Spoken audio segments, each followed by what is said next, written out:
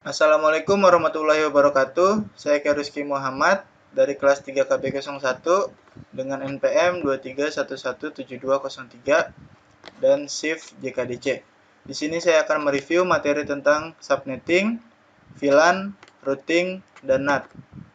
Nah, yang pertama saya akan mereview tentang subnetting. Subnetting adalah sebuah metode untuk memecah suatu network menjadi beberapa subnetwork yang lebih kecil. Nah, kalau kita lihat di sini ada tabel VLSM.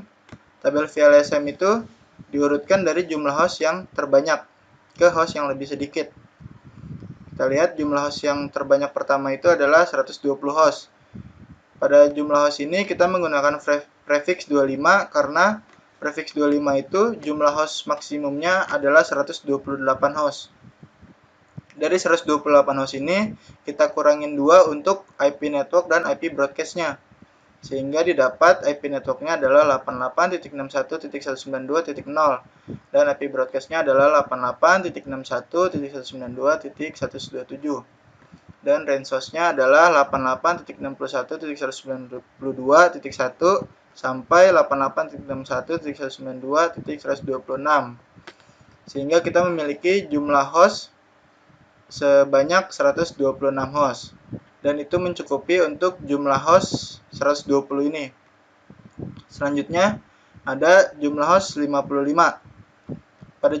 Pada host ini kita menggunakan prefix 26 karena prefix 26 ini memiliki host maksimumnya itu adalah 64 host dan dikurang 2 jadi didapat IP network-nya adalah 88.61.192.128 dan IP broadcast-nya 88.61.192.191. Jadi range host-nya adalah 88.61.192.129 sampai 88.61.192.197.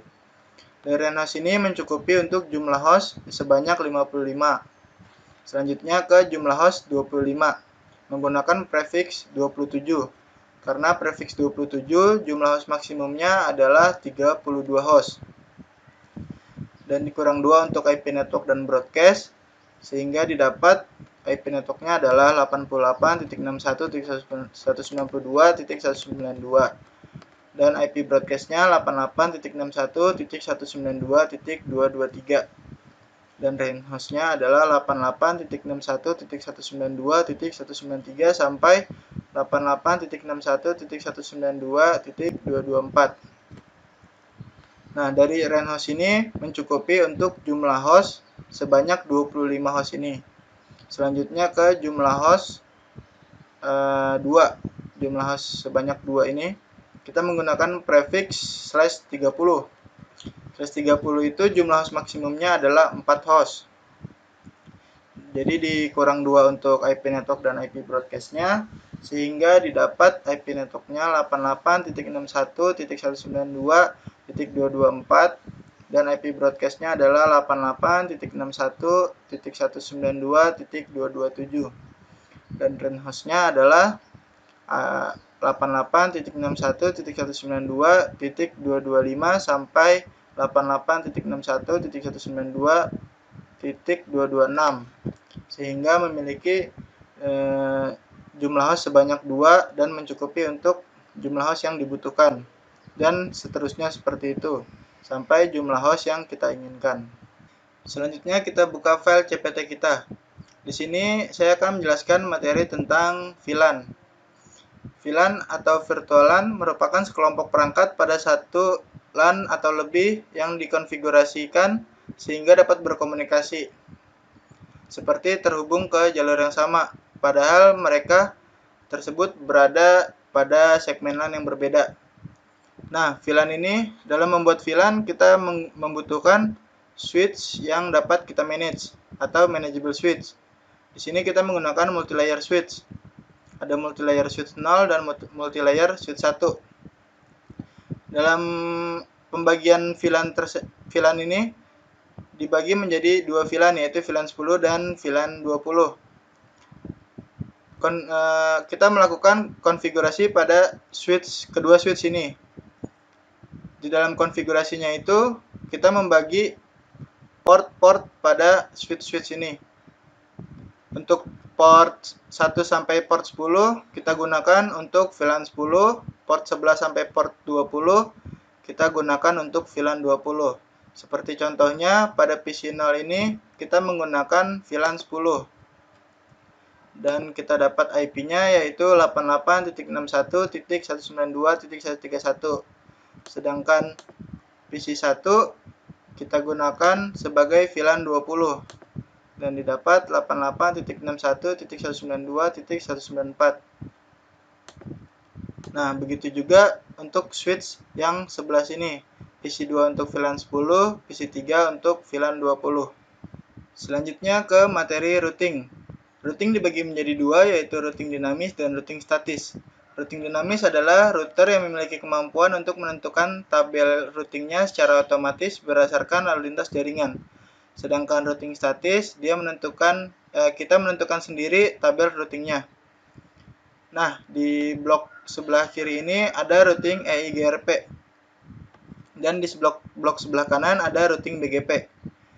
Pada routing EIGRP ini adalah routing protokol hanya diadopsi oleh router Cisco atau sering disebut sebagai proprietary protokol pada Cisco. Sedangkan routing BGP adalah salah satu jenis protokol routing yang berfungsi untuk mempertukarkan informasi antar autonomous system atau AS. Nah, di sini ada R3 atau router 3.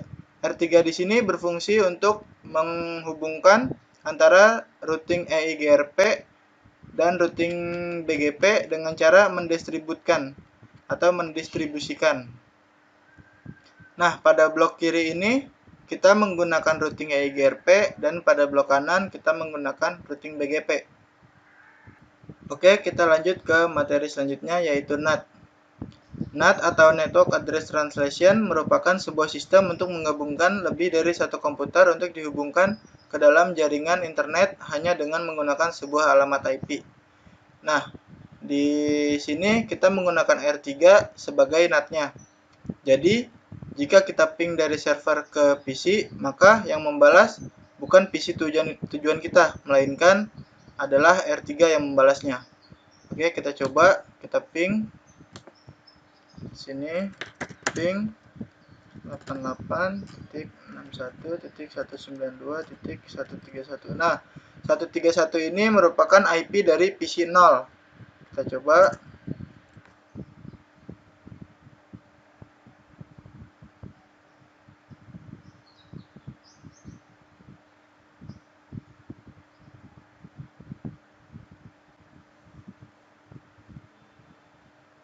Nah, di sini dilihat yang membalas dengan IP 88.61.192.230. Kita lihat IP R3 adalah 88.61.192.230. Jadi NAT itu jika kita ping dari server ke PC, maka yang balas adalah router yang sudah kita jadikan NAT atau Network Address Translation-nya. Sekian dari saya, kurang lebihnya mohon maaf. Wabillahi taufiq wal hidayah. Wassalamualaikum warahmatullahi wabarakatuh.